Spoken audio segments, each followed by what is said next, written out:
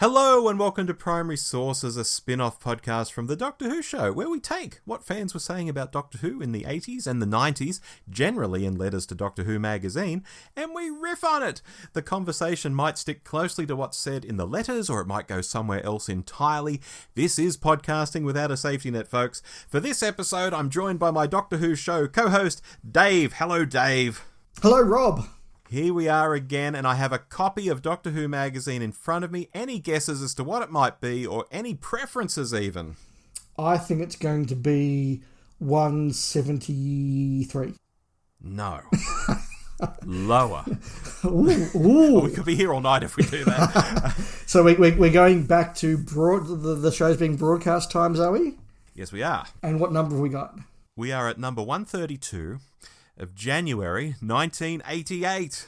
I was about to say that must be bang in the middle of the McCoy era, so yes, it is. Where are we? We are just after season 2024, yeah. We've had one season of McCoy just. Okay, cool. Mm-hmm. So, let's start off with a short one, but I think we might have something to riff on here. This one's called, What Pilot? Could you please answer the following question? I've been following Doctor Who since 1973 and recently came across a reference to a pilot episode that was never shown. Can you help me in finding more about it? Darren Gregory, Blackpool, Lancashire. Okay. It's a different sort of letter to start off with, isn't it? Look, it's interesting in a couple of ways. First of all, this is Doctor Who fandom very much pre-Google, but also pre-most reference books. And so if you didn't know the answer to a question, and you weren't a member of a fan club, I guess writing the magazine was a very natural and obvious thing to do. And he has done that. When it said what pilot, I thought, we're going to talk about the faceless ones or Time Flight maybe? Nope. No, we're talking about the pilot. Yeah, look, again, I am trying to remember when I first learned that there was a pilot episode. I know it would have been once I was a member of Organised Fandom, which was about the same time this letter was written. And I suspect it's when I first started borrowing audio cassettes from the local club's audio department. And the listing had An Unearthly Child brackets pilot, An Unearthly Child episodes 1 to 4. And that would have been the what's this? And, Dad would have given me the sometimes shows make a pilot. That speech from, what's the movie? One of those Tarantino movies, I think, yes. Yeah. So I sort of learned what it was. I think I saw it at a club meeting, a very scratchy copy. I probably didn't see a proper, really good copy until I got a copy of the Hartnell Years VHS. It is a fascinating thing to watch because all the beats are there, and some of it's word for word the same, but there are a lot of goofs in there, like a lot of goofs, production goofs in there. You can see why they redid it. And there's also things that they have toned down just a little bit. The Doctor is a lot more explicit about where and when he is from in the pilot, and they turn that down to, I'm just a wanderer from another, it gets turned down a little bit there. Some of Susan's exposition is toned down a bit. I think instead of Susan reading the book about the French Revolution and saying, that's not right, which is a really effective but subtle thing, they do her sort of doing the ink test, the Rorschach's blot, which is very effective and very creepy, but it feels like, let's do something really effective and really creepy that actually makes no sense. It's just too unearthly. Yeah. What are your memories of it? My memories of it, I first saw it at a 23rd of November celebration in 1987 with our local fan group, the club president Mark, who listens to our podcast and has written to us before, so he'll be listening to this and nodding along. He got a copy of it from Dallas Jones, the president at the time of the Australian Doctor Who fan club. Dallas Jones. The Dallas Jones. And it was a very sort of multifaceted, not multifaceted, you know what I mean? Multi-gen. Multi-gen, that's it. That's what I'm thinking of. Yep. But we sat there, we sort of put it on at 5:15 or whatever it was, and sort of sat there watching it, thinking it's the 23rd of November, 1987. Oh my God, back in 1963. Well, this wasn't the one that was going out on TV, but we were sort of watching it as a different take on what had gone out on TV that night. And, I was just amazed by it. That I could actually see this, because, folks, this was the days where you just couldn't get a hold of the pilot episode of Doctor Who. It just wasn't a thing unless you knew people. No, absolutely. As I discussed several months ago now on our main show when we discussed season 1, it is remarkable how many things we think about as being clear parts of the show are there on arrival, right there in the pilot. But again, you watch it and you can see how it's just not quite tuned quite right. And the second go they had absolutely is far, far better. Just from tightening the script, toning a few things down a bit, bringing it back into line, but also just not having the camera bank into everything every 6 seconds, and Hartnell dropping his clothes all over the place, and people missing cues. It's actually really badly done. Yeah. Shall we move on? We should. Letter 2. Letter 2 is called So What? I am writing about the connected subjects of the BBC Archive's dogged search for old episodes of the show, the BBC Enterprises video releases, and repeats on television. Upon reading that Steve Bryant has obtained copies of 2 more missing episodes, I am tempted to comment, so what? After all, who is ever going to see these episodes apart from Mr. Bryant and whoever cleaned the prints up? Apart from the 5 Faces and even briefer Monsters series of repeats years ago, there is no evidence that the BBC intends to show any old stories, especially if they do not have copies of all the episodes. With customary verbosity, the Doctor Who office at the BBC says that no repeats are planned at the moment, and that seems to be the end of that. There are many fans of the series who have never seen any Hartnell episodes, I am sure, and yet there are dozens of them languishing in the BBC archives, presumably to remain as silent tributes to posterity unless they are released at the BBC's leisure as videotapes at great cost, brackets £25 for Day of the Daleks indeed, for a public which, in all fairness, has already paid to see them. I know that old episodes are sometimes shown at conventions, but as far as I can recall, the DWAS convention cost £14 per day, plus any residential expenses, which is a little steep for younger fans, but must, in the absence of other alternatives, be their only recourse.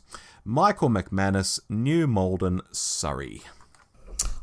Look, it would be very easy to sort of laugh at Michael's lack of predicting the future, but and look, we probably will in a moment, but it is a genuinely interesting question when you put yourself in the mind of somebody in January 1988, and particularly someone who probably doesn't have a large disposable income. And let's face it, the median age of fans in 1988 probably still was erring in the side of actual high school kids. There was still a show on the air, and young people were definitely the target, even though there were fans coming through, or fans sticking around. And it would have been a genuine question to go, well, hang on. Okay, great. Somebody's found 2 missing episodes of a story I'm never going to see because it's not going to be repeated on free-to-air television, and it's probably not going to be released, and if it is, it's going to cost £25. That's a legitimate gripe.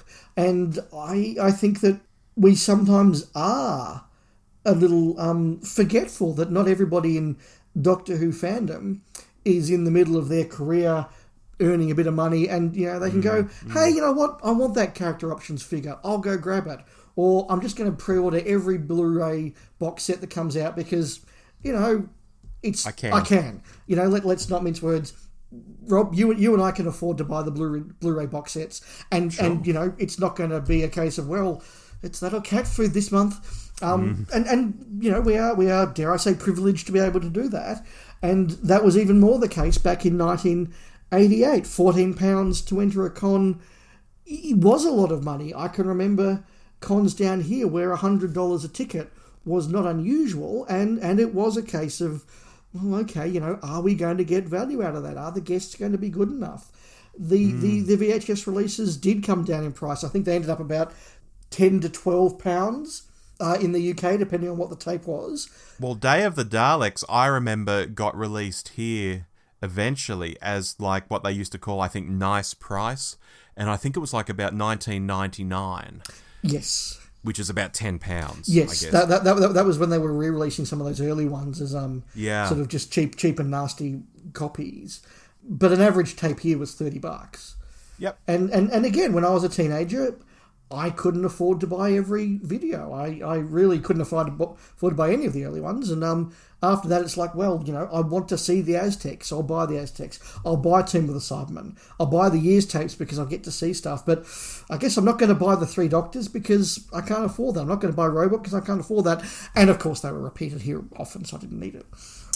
Which is a thing that's very different, but I kind of like those days, when I was younger and you only got things because you had a birthday or because you fell into some money somehow or whatever, and it made you very selective about what you had, and on the shelf there might be 5 videos or 10 videos or whatever, and that was your whole world, and it became very important.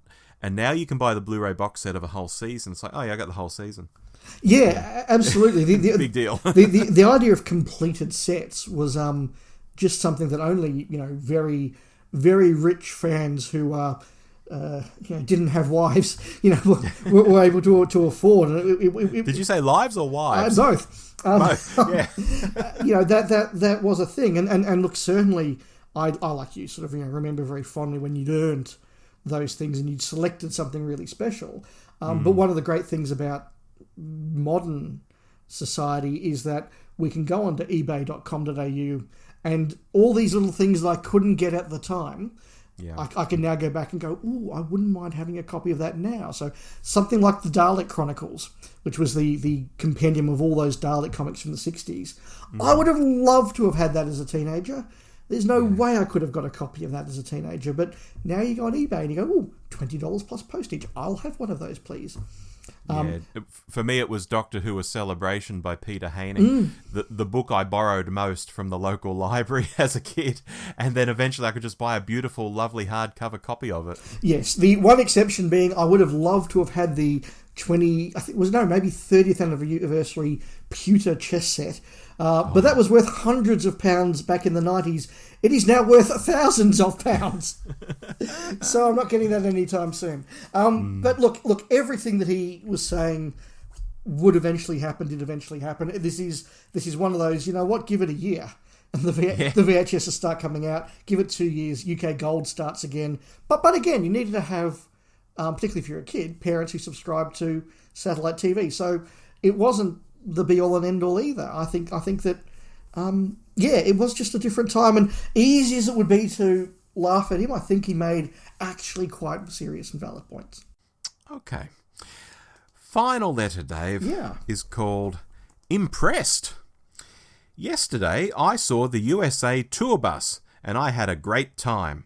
Not only was the bus there, well, I hope it was there, but so were Janet Fielding and Sylvester McCoy to talk to us and sign autographs.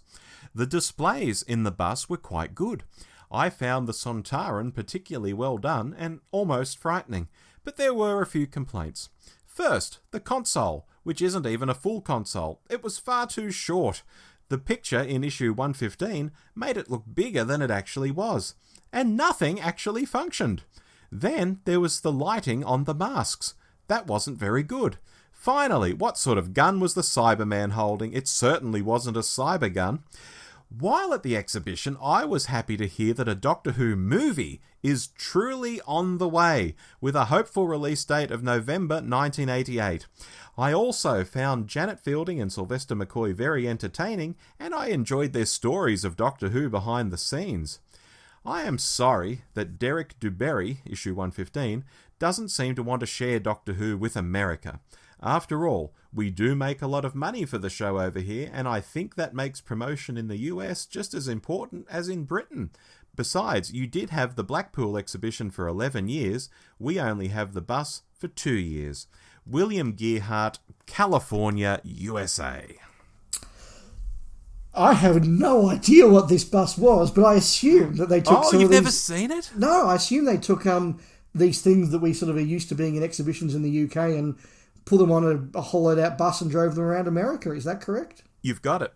Well, You've got it in one. That's what I thought. To which the answer about why wasn't the console full-sized was probably, it was on a bus. And, why were there not quite as many items as you would have liked and it wasn't quite as big as you thought?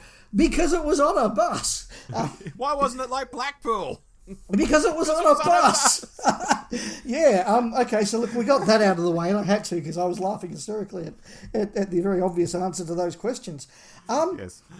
It's something we've touched on a few times with these letters, and I think it's not coincidental because I know you picked the letters, Rob, and I know this is something that you're interested in, and that is the experience of Doctor Who fandom outside of the UK and even outside of Australia, and particularly in America. And when I heard that this was a letter from January of '88 and that McCoy and Fielding were there, I thought, I have no doubt that JNT was probably also there, having twisted arms and got those stars over so that he could do the trip, which is something that we now, as fans, really kind of debate in a contested way when we talk about JNT's legacy. Was it right for him to be jetting off to the US all the time and dragging his stars with them?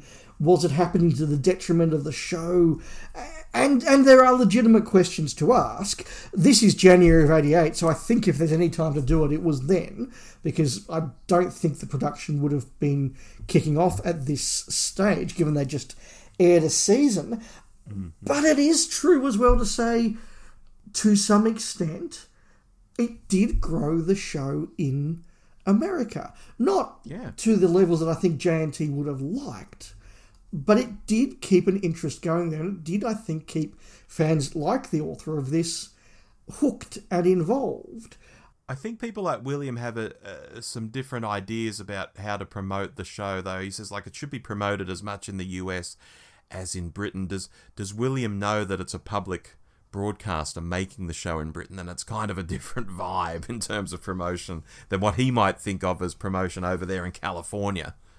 Yeah, and there's also that old thing that how much can you promote the show and how much Biden will you get for that buck? Even if you promote the show a lot in America, how many Americans will watch a slightly sad very poorly budgeted show as on PBS. On PBS. And look, season 24 had just been made, and that is, I think, in terms of value and budget, the low point of the show, and I would argue potentially in terms of story writing, also the low point of the show. And I'm not sure that even with the best publicity in the world, you're going to get 20 million people in America tuning in for trial of it, for Time and the Rani.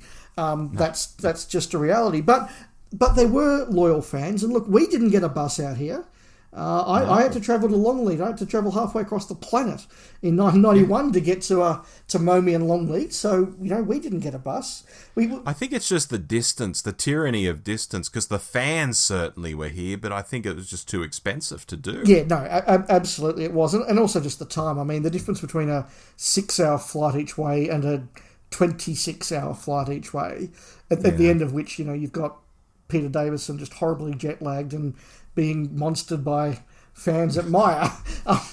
It is a different proposition, but we didn't get it. So look, yet another insight into just how different US fandom was, and in some ways they got things that we didn't hear in Australia, but in other ways they were probably more distant than we were here in Australia, because at least in Australia, at the very end of the day, we had our main our main public broadcast of the ABC on Channel 2, on free-to-air, regularly showing Doctor Who, which is more than, frankly, I think any other country in the world got.